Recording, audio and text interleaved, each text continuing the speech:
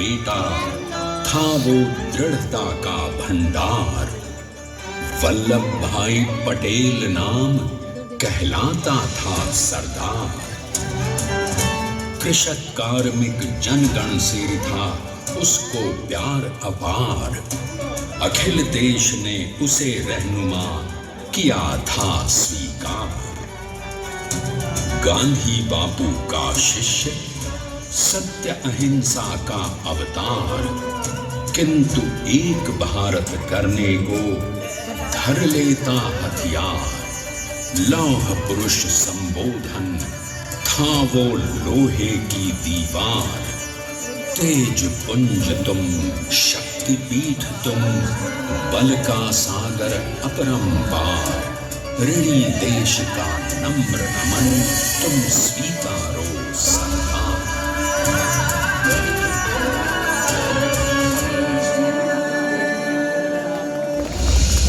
1857 में अंग्रेजों को ललकारने वाले पहले स्वतंत्रता संग्राम के एक सक्रिय सिपाही थे झवेर भाई पटेल। करमसद गांव के इस बहादुर देशभक्त किसान और उनकी पत्नी लाट भाई के 5 बेटों और 1 बेटी में से चौथे पुत्र थे वल्लभ भाई।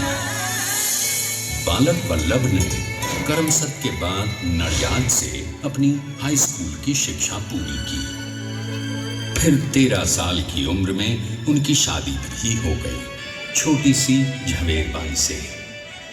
2 बच्चों, बेटी मणि बहन और बेटे डाया भाई को जन्म देने के बाद झवेर बाई असमय ही चल बसी।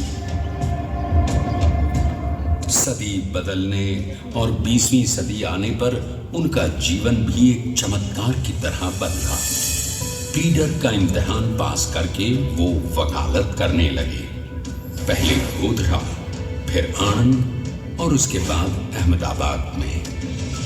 मगर जल्द ही वकालत छोड़कर वो बैरिस्टर बनने की इच्छा से इंग्लैंड चले गए। लंदन में बैरिस्ट्री में अव्वल आने और वजीफा जीतने वाले वो अनोखे भारतीय थे। अब तो अहमदाबाद की वरिष्ठ अदालत में बैरिस्टर पटेल की जिरह और जीतों की धूम मच गई।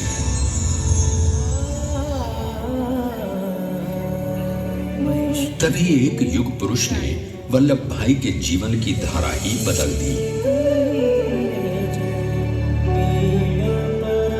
दक्षिण अफ्रीका में सत्याग्रह के अहिंसक अस्त्र से गोरे शासकों को सबक सिखाकर भारत वापस आए बैरिस्टर मोहनदास करमचंद गांधी से मिलकर वल्लभ भाई ने अपने कुछ बरसों से सीखे विदेशी व्यवहार और संस्कार हमेशा के लिए त्याग दिए और अब वो अपने खेड़ा के किसानों को हक दिलाने के लिए बापू के साथ आंदोलन में कूद पड़े। अब उनके पैरों में जूते नहीं, गांव की धूल थी।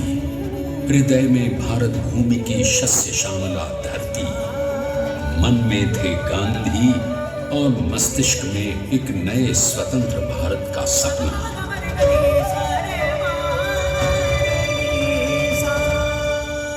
तभी बारडोली के मजलूम किसानों की यातना का समाचार उनके पास पहुंचा। तुरंत वल्लभ भाई वहां पहुंचे और यूं शुरू हुआ भारत का सबसे बड़ा और सफल किसान आंदोलन बारडोली। वल्लभ भाई ने बारडोली के 87,000 किसानों को ऐसा अटल अडिग अचल मनोबल दिया कि अंग्रेजी सरकार हिल गई और 1 बरस के बाद उनका लगान माफ कर दिया गया। अब तो पूरे देश में लोग वल्लभ भाई के नाम की कस्में खाने लगे। स्वयं महात्मा गांधी ने कहा, अब वल्लभ भाई मेरे शिष्य या साथी नहीं, सारे देश के सरदार हैं और देश को मिल गया एक अनोखा असरदार सरदार।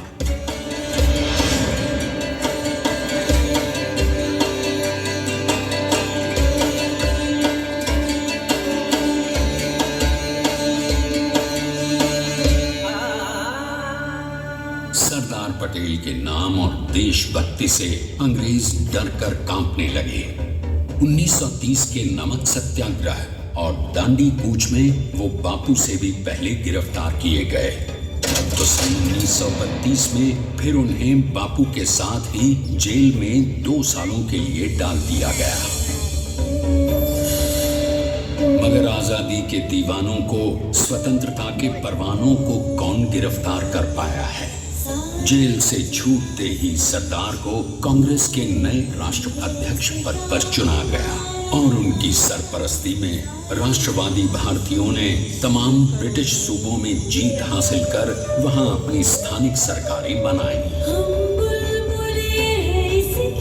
किंतु सरदार का सपना केवल सरकार बनाना नहीं था। उनका स्वप्न तो था एक ऐसे नए भारत का जहां हर रंग, हर रूप, हर जात, मजहब, तबके का हिंदुस्तानी एक साथ मिलकर एक ऐसा नया भारत बना सके जहां पूर्ण स्वराज के साथ सारे समाज को गरीबी, अशिक्षा, छुआछूत से भी आजादी मिल जाए। इसकी पहली रणनीति थी भारत को अंग्रेजों की गुलामी से आजादी, ताकि भारत के लोगों की अपनी सरकार सबके साथ और सबके विकास के लिए काम कर सके। बापू की अगुवाई में अब देश ने अंग्रेजों को अंतिम चेतावनी दे दी, करेंगे या मरेंगे, क्विट इंडिया, अंग्रेजों भारत छोड़ो। बस फिर क्या था, संघर्ष की रणभेरी बजी। 3 सालों के लिए सरदार पटेल को भी सत्याग्रही नेताओं के साथ जेल में ठूंस दिया गया। 2 सालों के बाद अंग्रेजों को बापू के सभी शिष्यों और साथियों को छोड़ना पड़ा।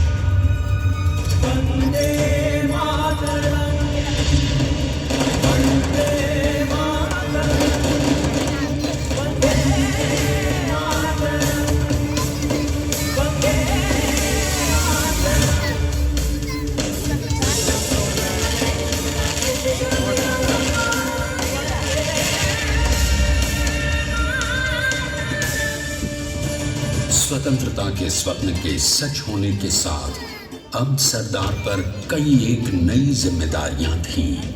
आने वाली आजादी की तैयारी और एक नए भारत के लिए नए लोकतांत्रिक संविधान की संरचना।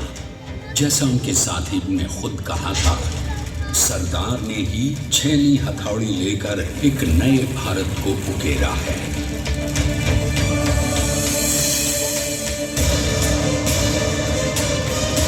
स्वाधीनता तो प्राप्त हुई, लेकिन खंडित भारत में भी उठते विभाजनवादी अंधकार को अभी दूर करना था। जब देश के खंड खंड होने का भय उत्पन्न होने लगा तो सरदार ने निर्भय होकर खुद अपनी केंद्र सरकार और साथियों को भी चुनौती दे डाली और जम्मू कश्मीर को बचाने के लिए सारे देश का आकाश वायुयानों से भर गया।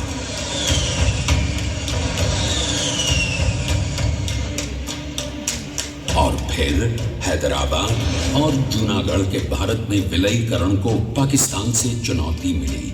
सरदार चाहते थे कि देश की 1 इंच धरती अब और विभाजित नहीं होनी चाहिए।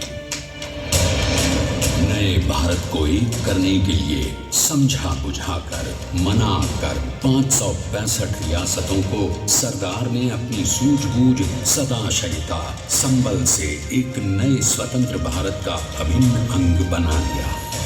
हमारे इतिहास में अखंड भारत के पुरुषार्थ का ये एक महानतम अध्याय है। जैसा उन्होंने स्वयं कहा था, हमें नए धागों को पुराने ताने बाने में ऐसे पिरोना है कि एक दूसरे में गुंथ जाए और बेहतरीन बनावट वाला एक नया भारत उभर कर सामने आ सके।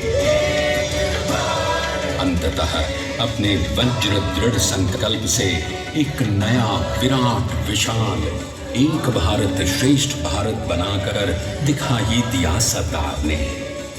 संसार के सबसे बड़े प्रजातंत्र के शिल्पी को प्रणाम करने के लिए देश ने बनाया है ये समर्थ स्मारक। स्वाधीन भारत को समर्थ भारत में बदलने वाले सरदार पटेल को समर्पित प्रेरणातीर्थ भी है।